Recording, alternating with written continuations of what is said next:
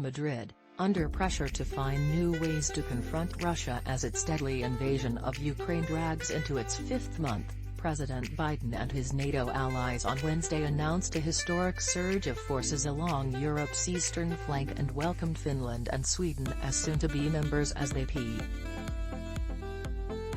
The muscular military announcements were intended to send an unmistakable message that NATO remains unified against Russia's growing belligerence, said Biden, standing alongside NATO Secretary-General Jens Stoltenberg on the second day of the NATO summit here, in a moment when Russian President "We're proving that NATO is more needed now than it ever has been. And it's as important as it ever has been." NATO's resurgence and expansion, after years when it sometimes seemed adrift, was intended to signal that Putin's invasion of Ukraine is having an effect opposite from the one he sought. The Russian leader wanted less NATO, Stoltenberg said, but instead is getting more NATO.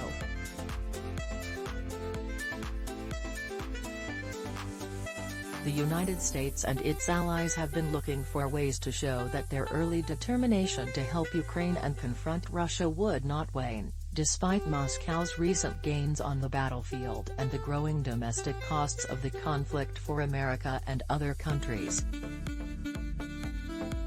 Still, the war could drag on for months or years, and its final geopolitical impact is far from clear. The new U.S. military deployments include a permanent headquarters for the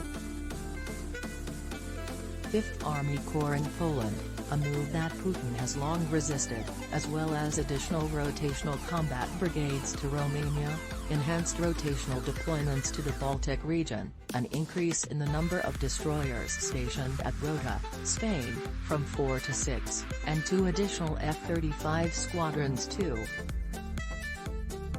The alliance also released its new strategic concept, its first since 2010.